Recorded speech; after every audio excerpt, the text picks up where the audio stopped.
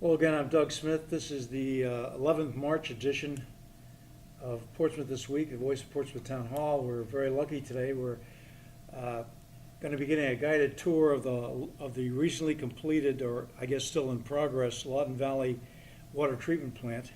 And our host is Julia Forge. Julia, thanks so much for having us here. We look forward to seeing this stuff. I wonder if we might start with some basic information like about the Newport water system, which is really, it's our island's water system, right? That's correct. It's the water system. Anybody that's on a public water supply on Aquidneck Island is receiving water that is treated by the Newport water system. We have two water treatment plants. This one, the new Lawton Valley plant, and then we have the Station 1 plant that's located in Newport. We're a regulated, municipally owned water utility. The city of Newport owns the water utility. However, all the revenue to support the operation of the water utility is through rates. There's no subsidy from the city at all. If we don't collect the revenue from our ratepayers, we don't have revenue to operate the system. Okay. So essentially, it's everybody in the island except maybe some well? As long as you're on a public water system. Our retail base is in City of Newport, Middletown, and we have a southern section in Portsmouth, the Redwood Farms, and actually the apartments across from the Lawton Valley plant. And then we sell wholesale to the Naval Station Newport and Portsmouth Water and Fire District. And all the rates, the retail rates and the two wholesale rates are set by the Public Utilities Commission. Okay, how many reservoirs and what kind are they? We have 9 reservoirs that are part of the Newport water system. 7 of them are located on Aquidneck Island.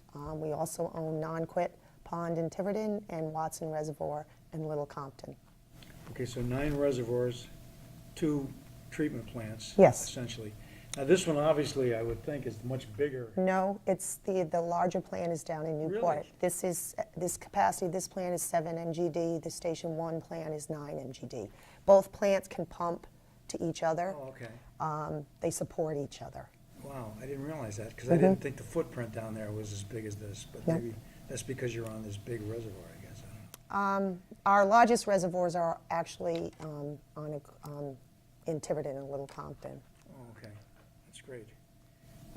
Yeah, I know our rates recently went up, but I think part of that is because we've got higher quality water. Well, your rates, the rates that you're charged, we charge Portsmouth Water and Fire District the wholesale rate, and the rates how they charge their retail rates. So we only have set the wholesale rate for the sale of the water. The last few rate increases were primarily just to cover the debt service on the water treatment plant project. The city borrowed $85 million for the improvements. Station 1 has also been completely reconstructed, and then we built this new plant, and now both plants have the same treatment processes. They use the same chemicals, and that's so that we are only it's for standardization, whereas before we had 2 different treatment processes. Now our operators can go from either plant. So the last time the water utility, the Newport Water System's operating budget has been adjusted was in December of 2011. So the increases since then have been strictly to cover the debt service because we're now starting to pay the debt service on that borrowing. Yeah, and we understand from Bill McGlynn that the water is, really in great shape when it gets to our homes now. So. Well, that was the goal of the plants. We did a lot of this. This process started in 2005. The city conducted a compliance evaluation, a comprehensive compliance evaluation of both treatment plants because we knew there were drinking water regulations that were coming into play. So we went through both of the facilities to see how they were meeting current drinking water regs and future drinking water regs. And the result of that evaluation was essentially it was in the best interest to replace the Lawton Valley plant. That plant was built in 1942 to try to rehab it with the treatment processes we have. It wasn't going to be cost effective. There were a lot of other issues with the facility. The basement was a confined space, so we were going to have to get another egress to come into code. HVAC, there were issues with that. So by the time we tried to renovate that building, it was just as cost effective to build the new one. And then because the Station 1 plant was newer than the 1942 plant, that one, it was just basically, while it was operating, they were dismantling treatment processes and reconstructing the new ones. A lot of our island is old, and we kind of end up inheriting the infrastructure and having to fix it. But I think we all should feel great that we've now got an up-to-date, modern, top-of-the-line water treatment system. Yes.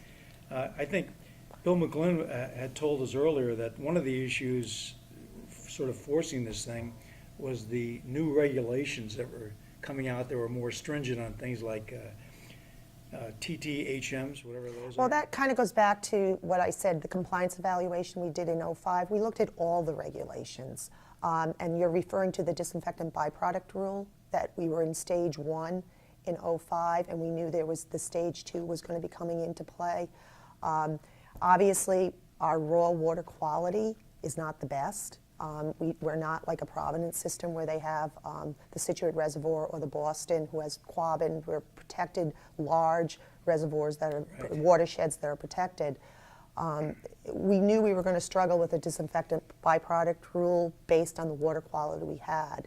And so that was kind of one of the primary factors we were looking at, but there was a whole lot of other things we were looking at. Yeah, I would think too that a lot of these things are relatively shallow.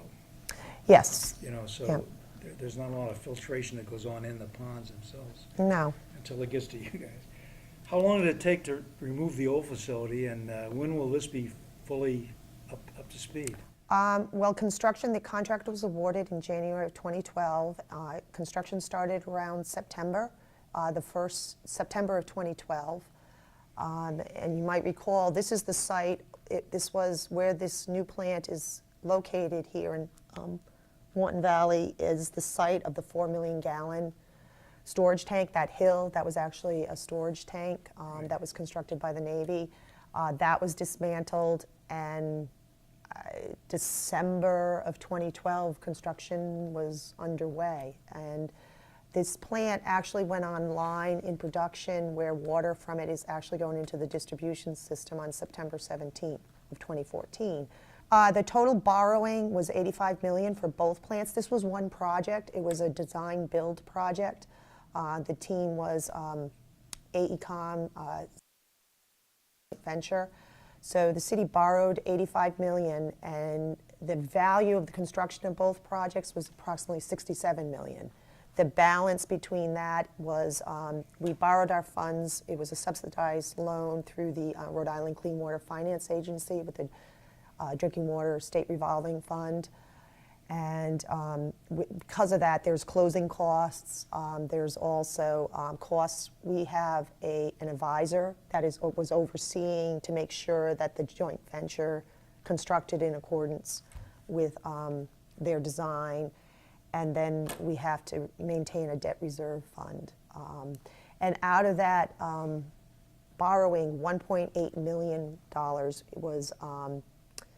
it was principal forgiveness for green technologies that were used, such as we're recycling water here after the filter backwashes, and some of the storm drainage system that will be conducted. So, By the way, let me introduce Charlie Peckham. Charlie's the, I guess, the supervisor for the whole system. yeah, he's the supervisor for the water treatment facilities. What do you kind of average per day generally in terms of water production or water treatment? It varies quite a bit between the summer and the winter. This time of year, between both plants, I think we're around 5 MGD. In the summertime, we can get up around 9 or 10 That's for both systems? together, yes. So we're pretty much okay within our capacity for a Yes. while then? Yes. we think. That was part of, before we built the plant, we did have to do a demand study to support basically our supplies versus our demand, and we did the forecast, a 20-year forecast. We worked with the town of Portsmouth, the town of Middletown, Middletown planners, Newport planners, and also Naval Station Newport to get the demands so that we could make sure that we had the supply. And after that analysis, it was determined we didn't need to increase the capacity of either plants. Yeah. Obviously, consumption, what we're seeing here and also on a national level, is consumption is going down. People are more conscious, conserving more, so Which is a good water, thing. yep. Absolutely. I guess the key thing that's interesting to me is the treatment process itself and the different components. Mm-hmm. And maybe you could walk us through those generally, and then maybe we could take a look at some of this stuff. Sure. The big change here is our clarification process is now, it's dissolved air flotation, referred to as DAF, and essentially we're floating the organics and particulates in the water up to the top and then scraping it off versus more, our previous plants were more of a sedimentation where we were trying to Let 'em sink. sink. So this is, and when you think of it, algae is pretty light, so it's floating, so it's pressurized air, that air bubbles bringing this- up. yeah. And then we have here carbon filters after the clarification process. We have carbon filters, and we always had carbon filters at Station 1. So the water after the clarification goes through the filters, it's 5 feet of carbon. Then it would go into the clear well for chlorination, fluoridation, and then out to the system. What we've also added is the advanced treatment process, which is kind of a side. It's in a separate building. We have the capabilities to send the water after the filtration process to either go straight out into the clear well, into the distribution system, or we can send all the flow or part of the flow through the advanced treatment back into the clear well, just chlorination, and out to the distribution system. Depends on, It depends on the quality of the raw water and what the operators are seeing. Right now, the advanced treatment is off. okay. Primarily the So advanced. generally in the wintertime, it's off? Or? Well, this is our first year, but Yeah. it was primarily, the advanced treatment is designed, the capacity of the design treatment is the same as the plant, 7 MGD. So we could send all the flow there. That's kind of more for the future. Just to recap, so the bulk of our water actually comes from across the... No, the most of our supply is here, but due to costs, I mean, running the system, we will pump from here mostly in the summer because there is a larger reservoirs. Watson is where we've been pumping most summers because of it's a deeper reservoir, it's larger, so the quality is better. Since I've been here, we have never been able to treat non-quit pond water, but one of the primary purposes of this new facility when we did the piloting was to make sure we could treat this water. And we have been successful in that. When we were doing the startup, we have sent treated non-quit water into the system. Okay, so we use our own reservoirs primarily during the winter. Well, the Newport Water System sees these as all of our supplies. Yeah. It's not our I reservoirs. gotcha. So our entire supply is all of these reservoirs. Okay. We try to be cost effective. I don't. That's kind of a bad word, but we're looking for the best water quality, and And so to you be can- most you can effective. kind of shift Yes. where you get this from, and it all We comes- can shift water, we can mix water, we can send water from Watson down to Station 1. It's very interconnected with Yeah. pipes and the Bailey Brook, so we're able to move water around. The operators in any single day will be working with the lab director to see where the best quality water is for treatment. Not necessarily, some of our issues not necessarily the quantity of water we have, it's more of the quality and whether or not it can be treated. But now with the new treatment facilities, where it's going to improve our abilities. So you have some kind of sensor or something that tells you what the quality is at these The different labs, sites they all take the time? lab tests, Okay. the and that's lab. constantly going Different on. tests. different tests, yep. Hey, Julie. Okay, this is the beginning of, our tour. This is the control room. This is essentially where the operators can monitor what's going on in the plant, what the rates are at the different chemicals, what pumps are on, what pumps are off. We have this is also new at this plant. It's a supervisory control and data acquisition system, SCADA, so that we can remotely operate. We can see what's going on in the entire system. This screen here is an overview of the facility, which is also on the terminals. It tells what's going on at this moment, and I'm going to let Charlie just kind of walk you through explaining what we're seeing here. Okay. Yeah, this is a basic overview. If you start on the left side there, it shows the raw water pumps, which pump the raw water from the reservoirs up to the plant. You see the rapid mix tanks, beginning of treatment. Chlorine dioxide generator is right at the beginning. From there, water flows into the DAF basins, which is the dissolved air flotation, which is one of the main new processes we have here. After the DAF, water is flowed into the 4 filters, granular activated filters. We have 5 feet of GAC for a filter bed. From there, water flows into the clear well. High service pumps take the finished water, pump it up into the finished water storage tanks. We also have the advanced treatment vessels here. This is another form of granular activated carbon that we refer to as polishing of the water. We have many screens up here. This is, like I said, basic overview. You can hone in on the raw water, pumps, some analyzers that we have, different tests that we take. Shows our rapid mix tanks. Again, some more analyzers. There we go into the dissolved air flotation. We have 3 units here. This one and this one are online. You can see the motors are green, indicates they're running. This one is currently offline. We have, again, more analyzers with temperature, pH, turbidity. We check chlorine residual. From there we go into the filters. We have our backwash flow control to backwash the filters. We take finished water from the storage tanks to backwash the filters. We can send water to the clear well directly or to the post-filter absorbers, which is where we have the advanced treatment. Now, the filters, these are carbon Granular granules. activated carbon, right. And how do you clean those again? We backwash them with clean water. Okay, flush them out essentially. You send the water up the other up. way. Yep. Okay. The post-filter absorbers, again, this is the advanced treatment. You can see they're all offline right now. All the valves are red. They're all closed. Our finished water shows the clear wells, the levels in the clear wells. Finished water pump, this one is running at 81% speed.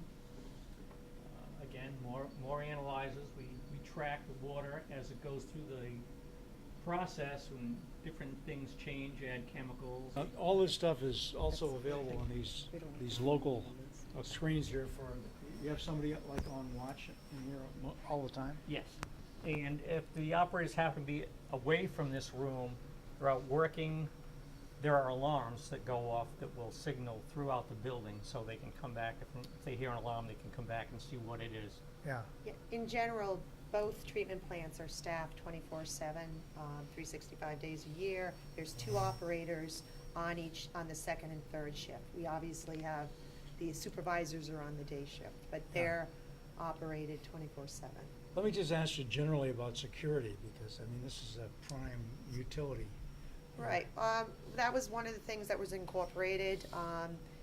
All the doors are locked. There is a security system, a camera system that we have that the operators can check all around. There's also gonna be a gate that's gonna you're gonna have to be let in to come up the road. As I previously said, it's not 100% complete. While the plan Yeah. is in operation, there are still parts of the contract to complete the site. I presume you guys have like the Portsmouth Police Department or something on speed dial there somewhere, just in We've case. never had an issue, but we Yeah. have all phone numbers. And we're now in this is the lab at the Lawton Valley facility. This is where the lab director and the operators conduct all their tests. What we have right here, these lines are pulling off water from the different phases of the treatment train so that the operators in the lab can run tests to see the quality of the water, to make sure it's meeting points along the At each treatment stage process. in the At each process, stage, yeah. so then they'll know how to adjust, if any chemical adjustments have to be made or that. Yeah. Okay, this is the chemical storage area. Essentially what we have here are all the bulk storage tanks and the day tanks for all the different chemicals that are used in the treatment process that Charlie was talking about when we were looking at the overview screen. There's containment for each chemical. The fill stations are all on one side, the outside of the building. It's very efficient. We have everything in one place. It was part of the overall design of the facility. They all have chemical feed pumps. And again, the feed pump, the data, the operators are able to see that in the control room, how much is being fed, which pumps are on for the different chemicals. Okay. This is where the treatment train is. We're at the beginning of the treatment train. The raw water comes in. It goes into rapid mix where we add the packle, and that was the coagulant. Then it comes into, underneath here are flocculators where we're trying to build a flock with the coagulant, and before it goes over, then the water passes over into the clarification process, which is the dissolved air flotation. Right. Charlie can, I'll let Charlie explain more. This is the bulk of the treatment process right here with the DAF units. These two units right here, 1 and 3, are in operation right now. You can see where the coagulated, the chemical coagulant and the impurities in the water have risen to the top because of the dissolved air. Tiny bubbles that cause it to rise.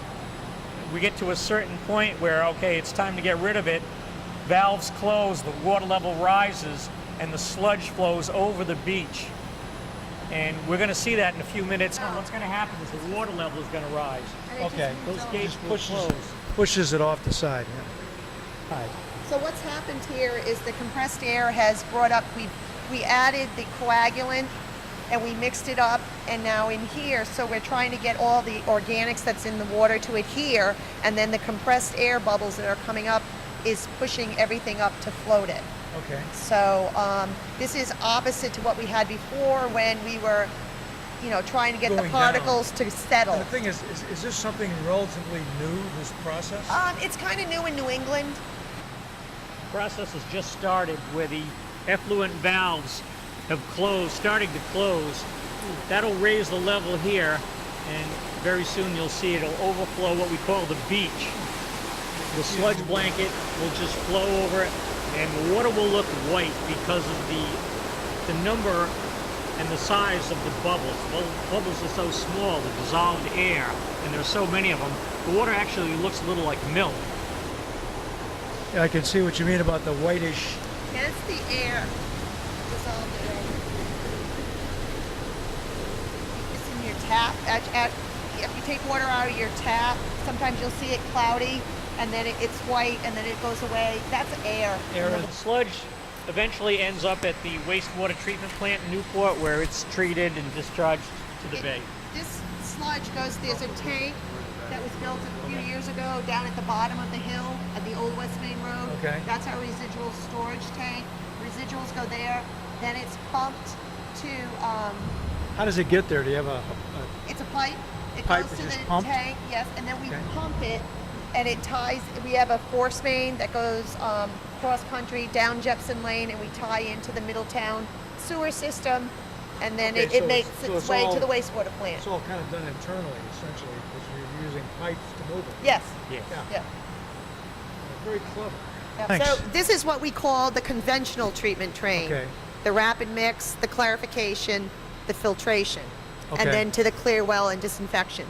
That's the conventional treatment. Okay. Okay, the water now, after the DAF, the dissolved air flotation, the water comes from the bottom of those tanks over to the next step of the process, which is filtration. And these are the carbon filters. There's 5 feet of granular activated carbon, and the water goes through the filters and out the bottom over to the clear well, which is which is over underneath, actually, the the advanced treatment process is on top of the clear well. That's where the water's disinfected, then it's pumped up to the water storage tanks. Okay, so the water comes in here and it's on top and then goes down in this case? Correct. Through the filters? So Okay. any finer particles that make it over to the filters are removed here in the granular activated carbon. Okay, great. Then we're Additional going to go over process. and we'll show you the advanced treatment. Okay. Now we have both plants that and can running with operate on generator power. Okay.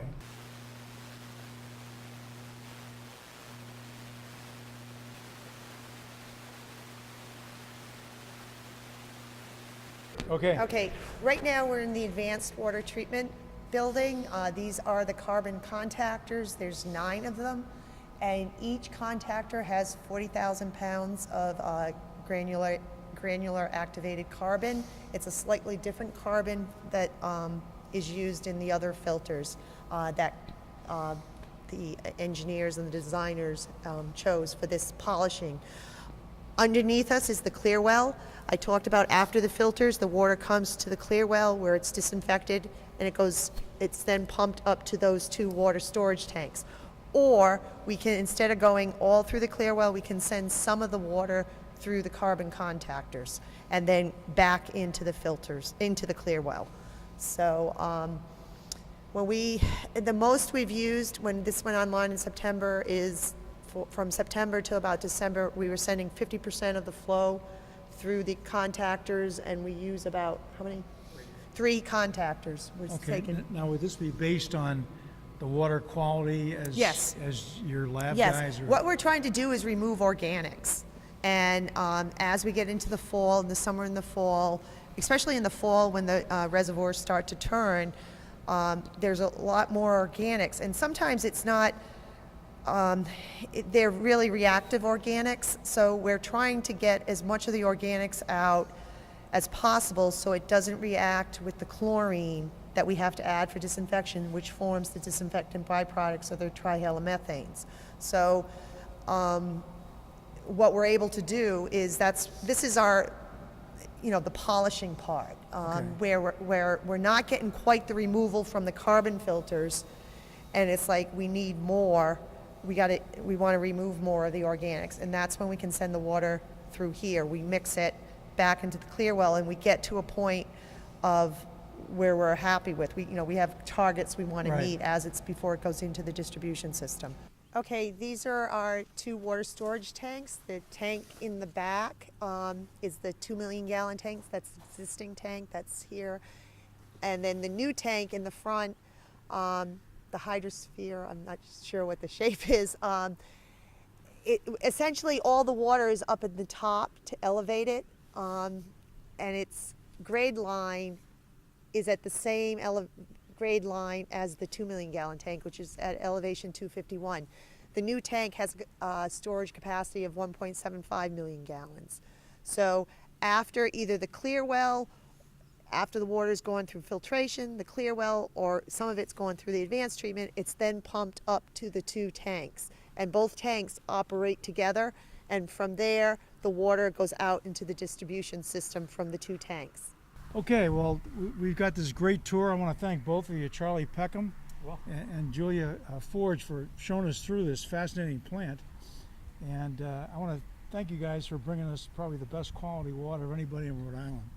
So thanks very much. Proud of it. Rock on. It's great. Yeah, thank you. All right.